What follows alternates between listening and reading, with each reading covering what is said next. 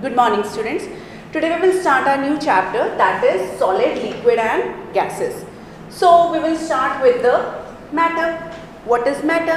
Anything that has mass and occupies space is called matter.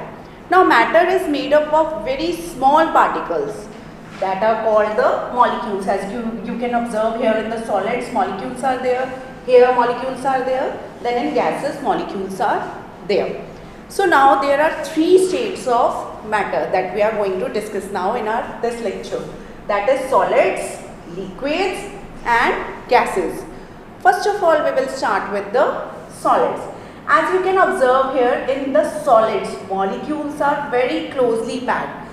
They are having a definite shape, they are having a definite volume here. They are very closely packed. No space is there in between. That is why they are called the solids, and these molecules are very closely packed.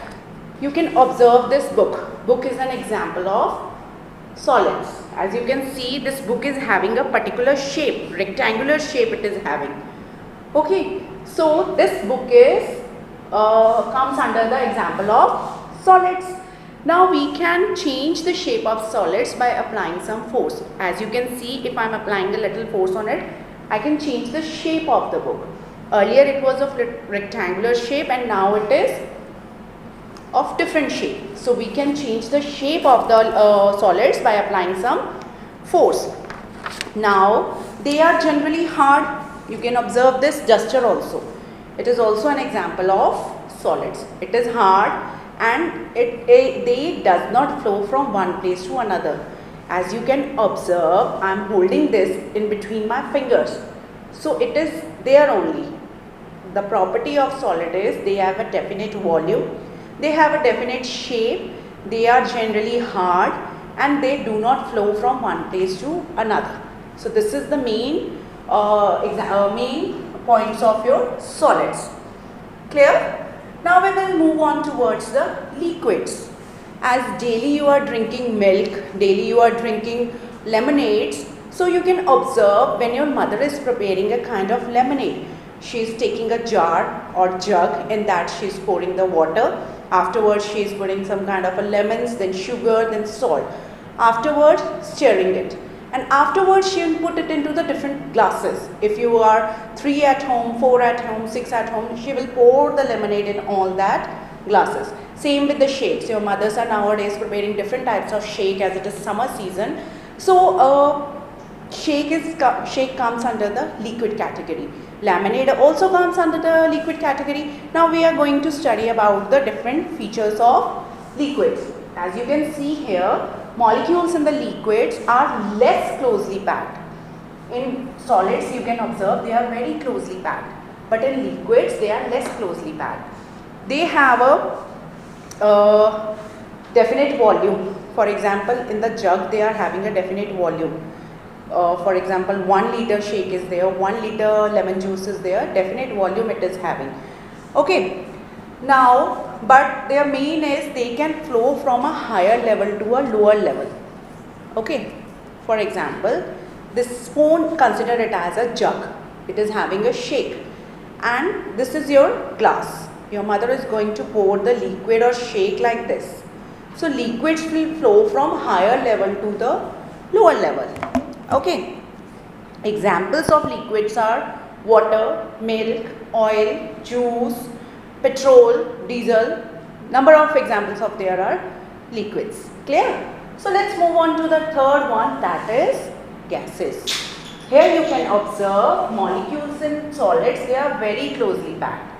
In liquids they are less closely packed, but in the gases they are very loosely packed.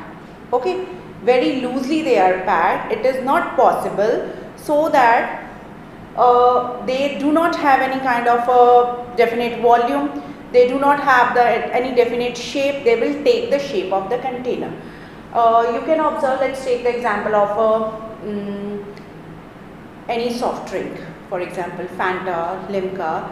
You observe that you are drinking different cans of Limca also, Coca-Cola also. Have you observed when you open that can, gas is released from there? That because gases takes the shape of the container in which they are kept. at this time I am present here giving you a lecture. Continuously I am inhaling the oxygen, as oxygen is coming directly from the windows, okay, and I am giving out, exhaling the carbon dioxide.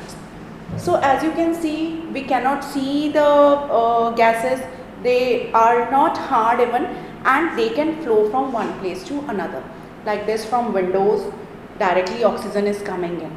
I am inhaling that oxygen and passing out the carbon dioxide. So they can flow easily. Like liquids, gases can also flow easily.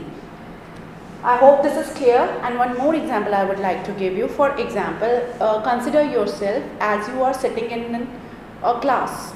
Okay, for example, you are having a 15 benches in the class. You are having a particular class and you are sitting in a class.